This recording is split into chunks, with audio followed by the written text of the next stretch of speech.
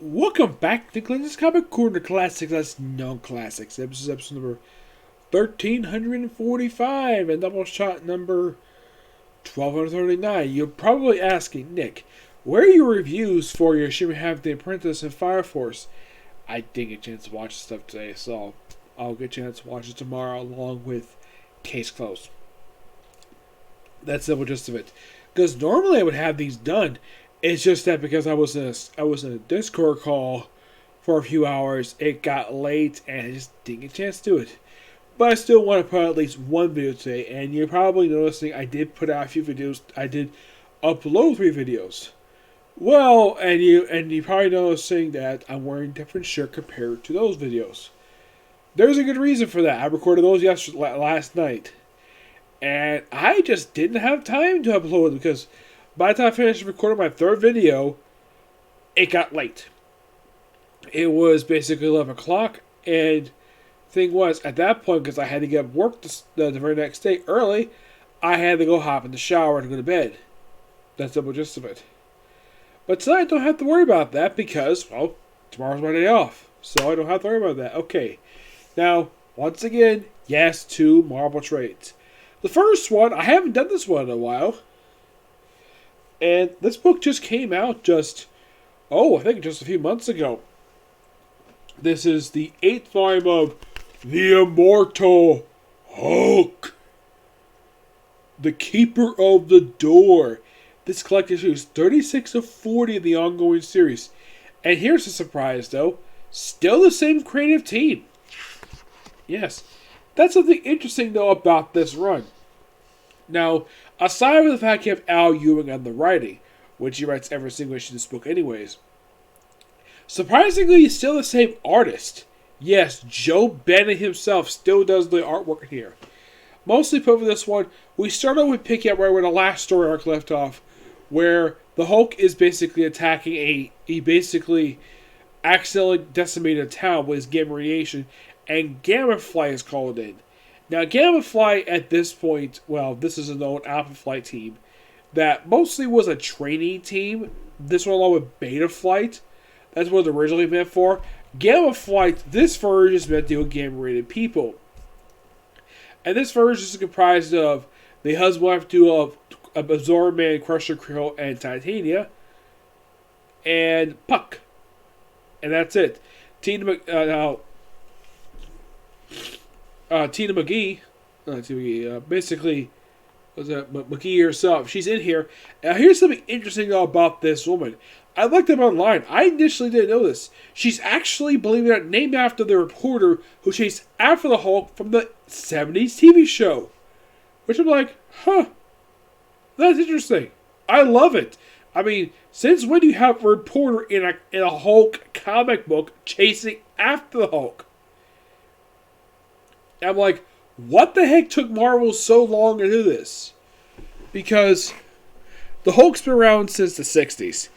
And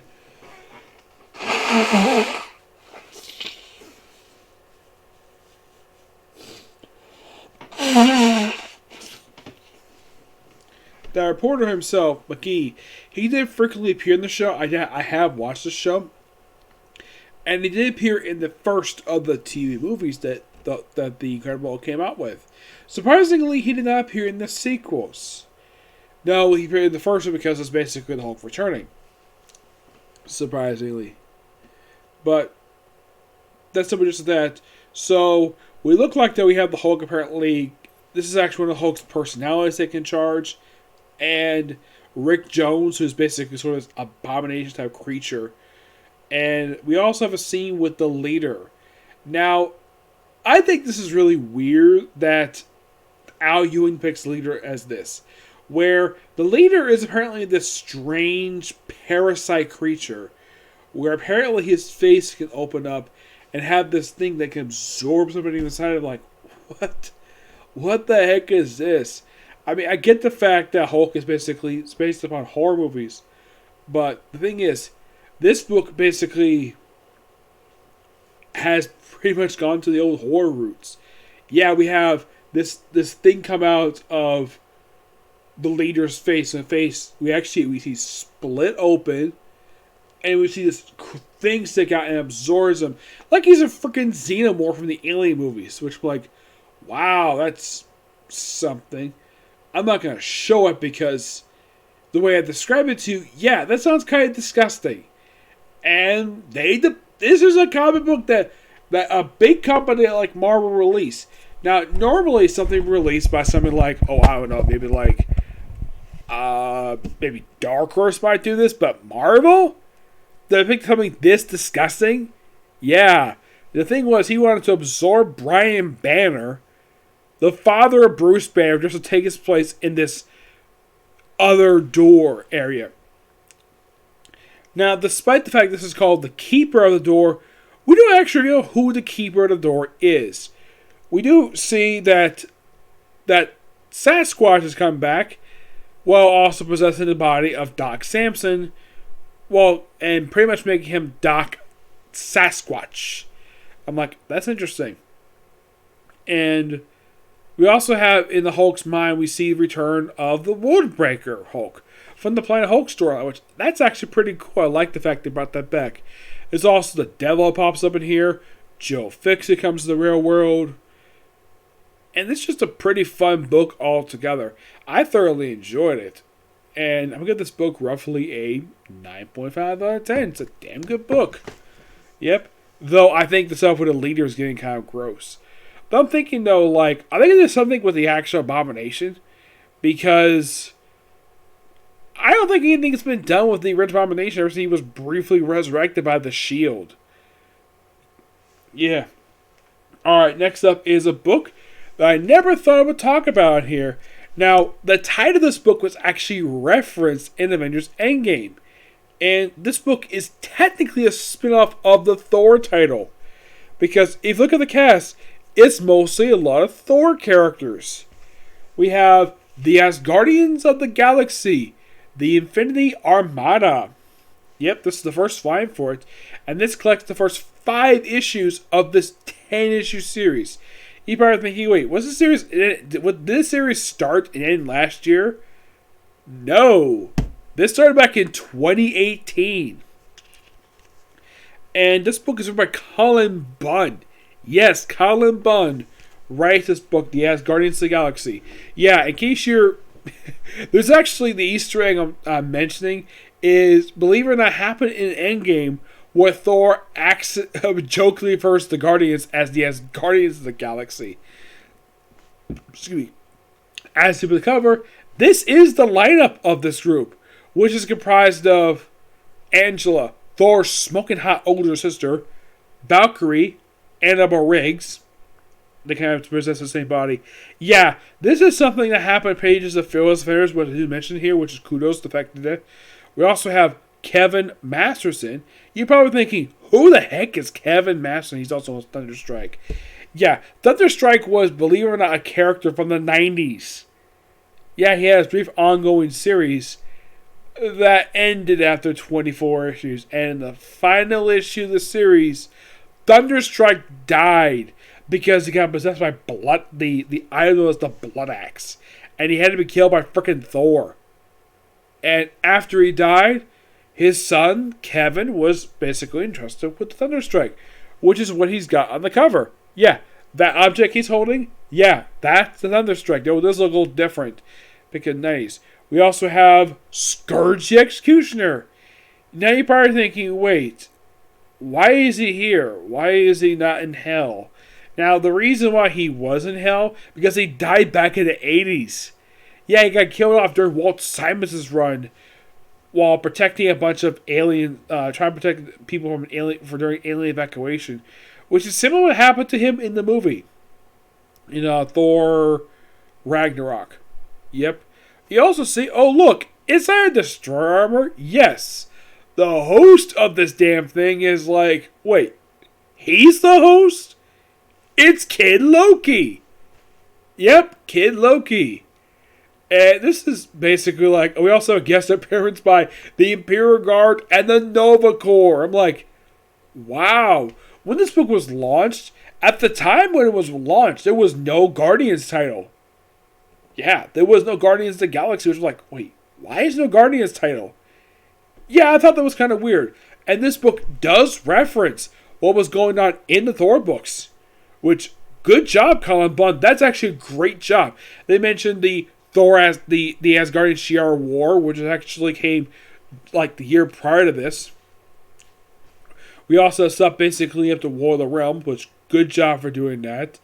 And it's great though Colin Bunn is referencing this stuff because after all, it is ongoing at this point. And get this, one of the villains of this book is Nebula. Though they still refer to her as the granddaughter of Thanos. Even though she's his daughter, not his granddaughter. Yeah, that's been a common mistake about Nebula for years, where she claims she's Thanos' granddaughter, even though the movie depicts her as his daughter. And Gamora is her sister. Yeah. Oddly enough, now, this is probably also just after Infinity Wars. Yeah, this is just after Infinity Wars had just happened. So, makes sense this school would pop up. Also, let's see. Oh yeah, there is one other person I should talk about. Throg. Yes, Throg. The alien, the frog who's got the power of Thor. Yeah, apparently he got a piece of Mjolnir. Well, this guy was a guy who was transformed into a frog by Loki, who also turned Thor into a frog.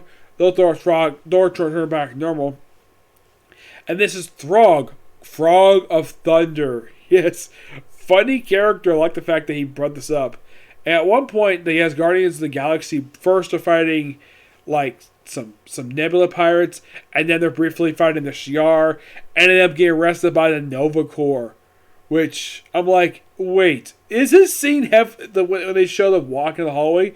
Is this heavily inspired by the Guardians movie and the fact that Nova Corps is here?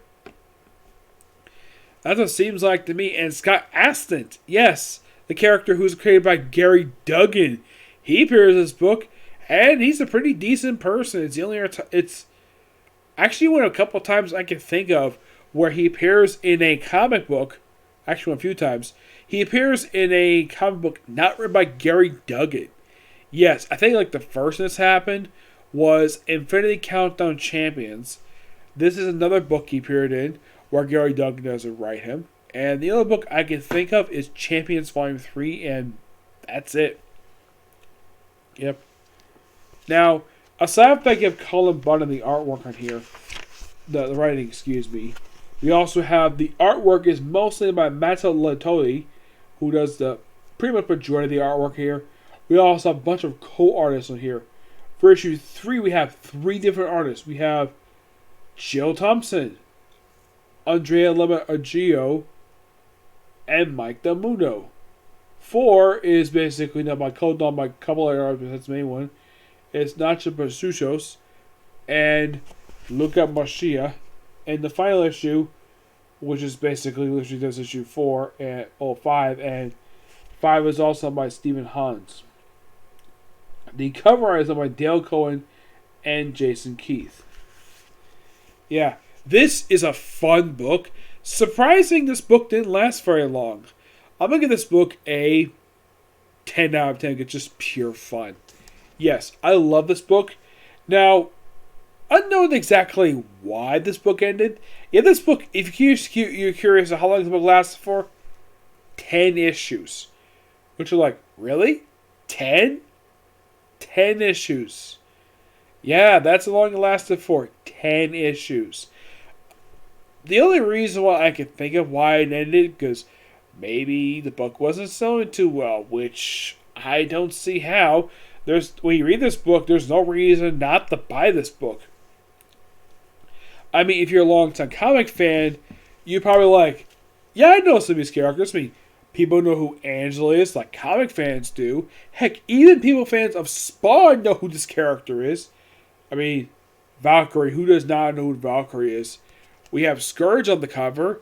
People know who Scourge is because, well, Thor, the Thor comic book, the Avengers Ultimate Heroes, and I believe his upcoming appearance in the following year in Thor Ragnarok. Valkyrie is a longtime Marvel stay, and hardcore fans will recognize the character, and also the fact that we also have Anna Riggs, who technically is not an original character in this book.